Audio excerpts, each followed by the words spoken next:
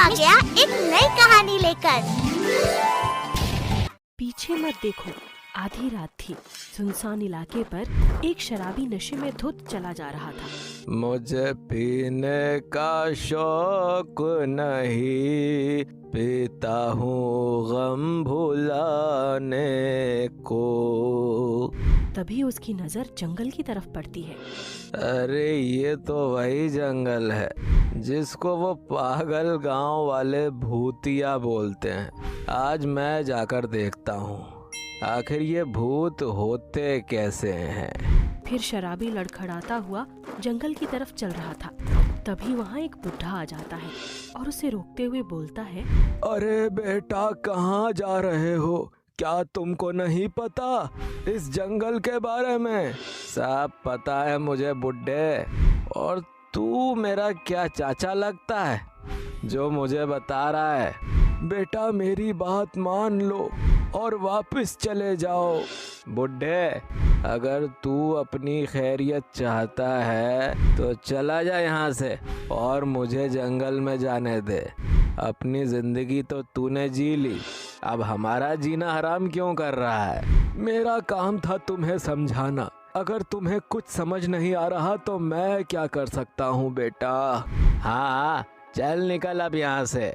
बेटा दोबारा सोच लो, क्यों काल के मुंह में जा रहे हो बेटा? आज तो मैं इसमें जाकर ही रहूँगा। मुझे भी जानना है आखिर यहाँ ऐसा क्या है। क्या पता वहाँ शराब मिलती हो और तुम लोग जानकर मुझे वो लेने नहीं दे रहे। ऐसा कुछ नहीं है बेटा, वहाँ काल का वास है। ओ बुड्ढे, चल जा यहाँ से, वरना ज़बरदस्ती तुझे भी अपने साथ ले जाऊंगा और मैं इसमें जाऊंगा भी और सुबह वापस आऊंगा भी। मेरा फर्ज था तुझे समझाना बेटा, बाकी तेरी मर्जी है। भगवान तेरा भला करे। जा जा बुड्ढा कहीं का, बड़ा आया मुझे समझाने वाला। शराबी जंगल के रास्ते पर चलने लगता है।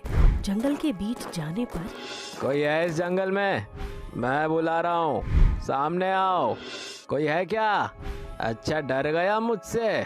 धीरे धीरे उसके पीछे एक हाथ बढ़ता चला रहा था जो आकर उसके कंधे को छूता है। कौन है बे? तभी अचानक वो हाथ गायब हो गया। लगता है मैंने ज्यादा चढ़ा ली है या उस बूढ़े की बात मेरे दिमाग में घूम रही है। फिर वो और आगे चलता है। उसे लगता है जैसे उसके पैर के नीचे कुछ है। वो नीचे देखता है, उसका पैर एक लाश पर रखा था। वो डरकर पैर हटाता है, लाश गायब हो जाती है। बूढ़े की बातों का असर कुछ ज्यादा ही हो गया है मुझ पर, या कोई मुझे जानकर तो नहीं डरा रहा। उसे पीछे एक आवाज आती है, बिरजू। मुझे किसने बुलाया? शायद मुझे ऐसे ही लगा होगा। यहाँ तो कोई नहीं है। बिरजू, कहाँ जा रहे हो? कौन है?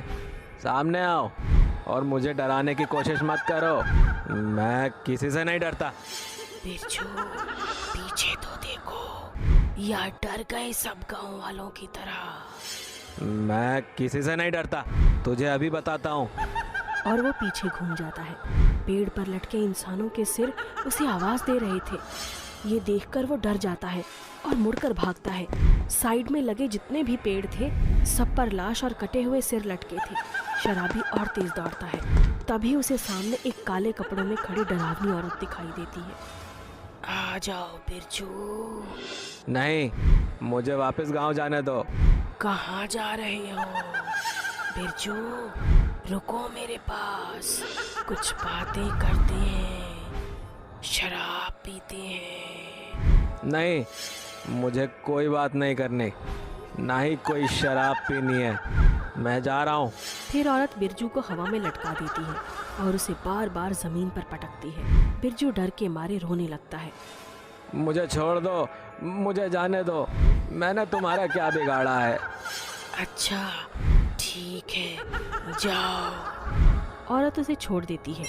फिर बिरजू जैसे ही वापस जाने के लिए घूमता है, वो औरत उसके सामने आ जाती है और बहुत तेज चिल्लाती है, बिरजू।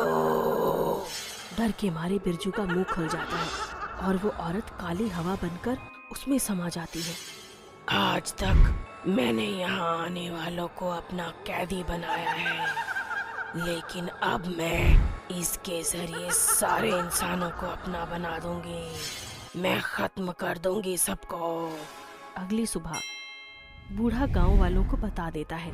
कल वो बिरजू इस जंगल में चला गया था। मैंने उसे रोका लेकिन वो नहीं माना और जबरदस्ती जंगल में चला गया। नहीं माना तो वो भुगतेगा अपनी करनी को। वो हमारे लिए कोई मुसीबत ना ले आए। कैसी मुसीबत बाबा, मुझे भी बताइए। बिरजू? हाँ बिरजू? हाँ मैं बिरजू। तुमको क्या लगा कि मैं अंदर जाकर मर जाऊंगा? तो अंदर कोई भूत नहीं है? नहीं, मुझे तो ऐसा कुछ नहीं दिखा, बल्कि अंदर बहुत सारे फलों से लदे पेड़ हैं। रात भर वही फल खाए मैंने। चलो ये तो अच्छी बात है। अब हमको किसी से डरने की जरूरत भी नहीं। उसी रात श्याम अपने घर जा रहा था। अंधेरा होने के कारण आसपास कोई भी नहीं था। तभी उसे आवाज आती है, श्याम। श्याम पीछे मुड़कर बोलता है, कौन है? इससे पहले वो कुछ समझ पाता, बिरजू उसका गला पकड़ लेता है। तुम सब लोगों ने मुझे बहुत सताया है।